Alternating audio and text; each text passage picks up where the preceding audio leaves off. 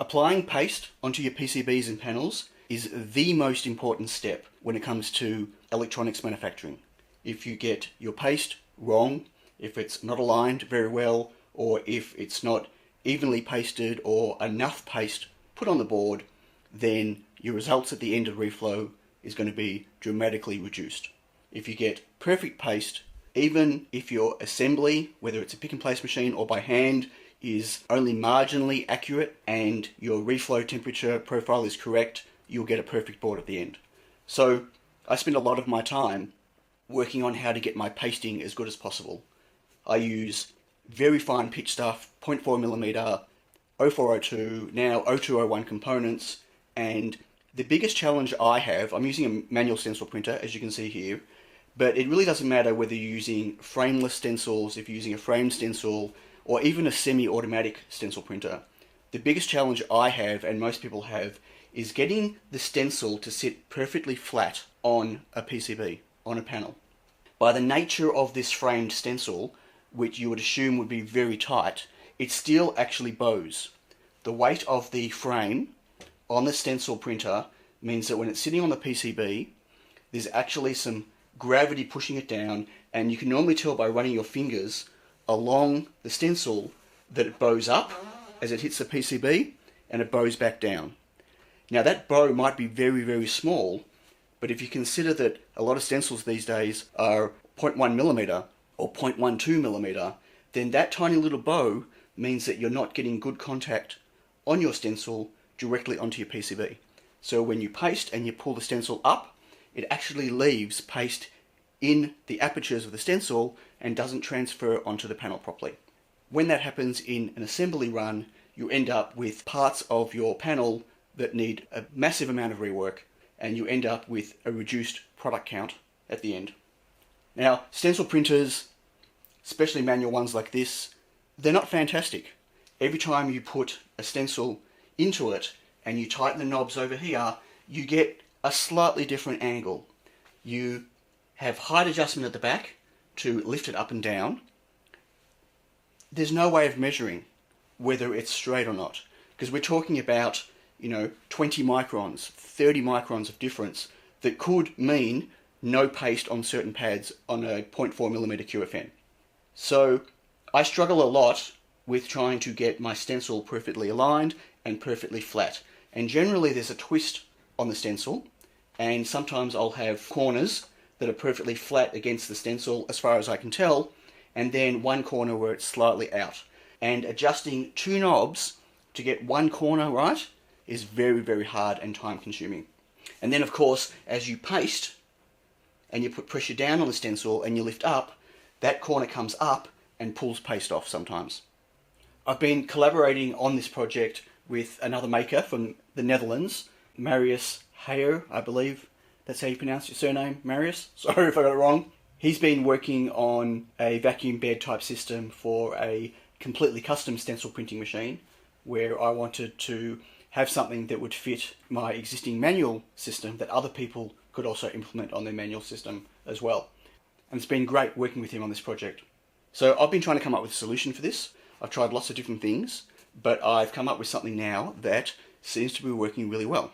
And that is a vacuum cleaner connected to a custom insert mount. So I have a base plate that is sitting here that is a vacuum airbed. And then I have custom mounting for each type of panel that I'm doing. So this is my new I2S audio shield. This sits in the panel, and then this just sits on top.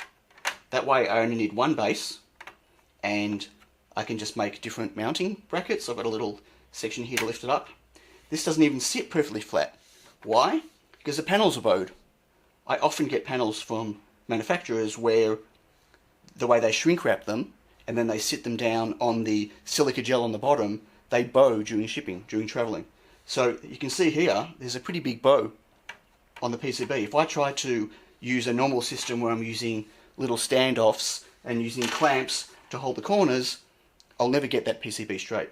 But with this system, I've got this suction here that holds the PCB down, and I've got the remaining suction over here that holds the stencil down.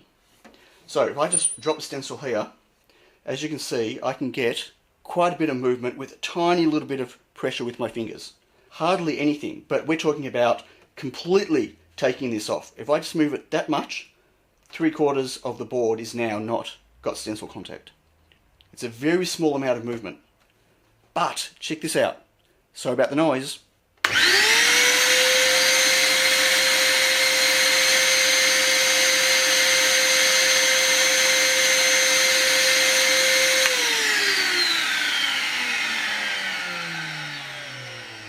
The noise isn't too bad for me, though I am looking at getting more of a silent style vacuum cleaner for in here. But that just sucked the board down and then sucked the stencil onto it. I can see right now that there's a slight gap in here. I can push it down and the stencil's not even sitting flat at all. If I turn it on and do the same thing,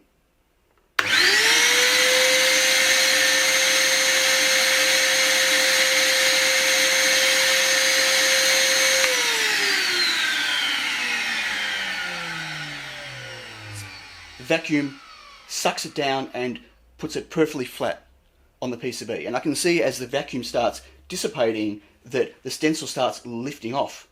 And I'm back to being not even close to the pads on this corner over here. So I'm pretty excited about this. This is only my first iteration. I've had some issues with the base. I might have to reprint the base. Because, surprise, surprise, these holes that are on this plate here that I'm mounting everything into, they are vertically not the same distance apart here as they are up there.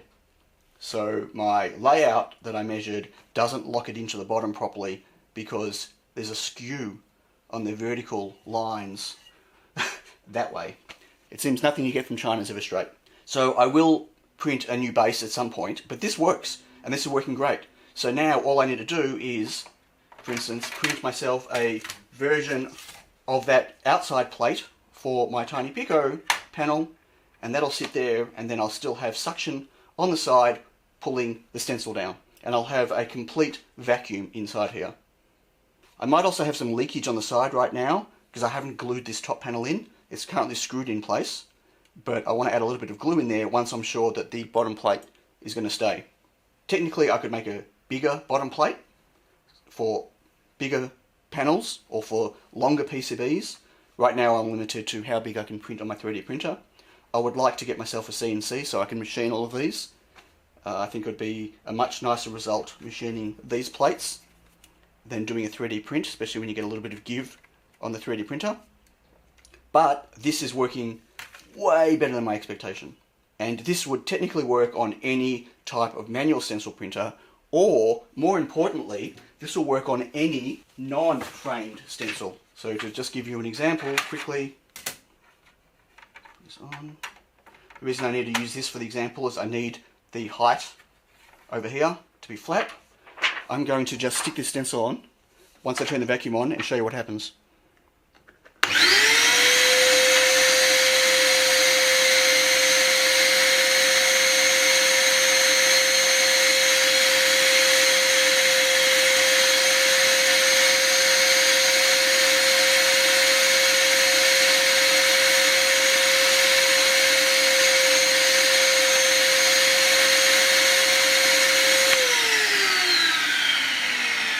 Like that was, look at that, that was shaking the base. It was stuck. So there's no reason why this setup couldn't be used for a frameless stencil. Forget those jigs where you're putting PCBs around it and you're trying to get the stencil to lie flat and the tape gets in the way and things don't sit flat and then the stencil starts bowing and you can't get it exactly down. You're taping all the corners but it still bows. No, vacuum, bang, smack down. Stays perfectly still, paste it, doesn't move, undo the vacuum, comes up. Very, very cool. I'm very happy with this. So I will keep you updated as I keep refining the design. So hopefully with this, it looks like my stenciling problem days are over. Thanks for watching.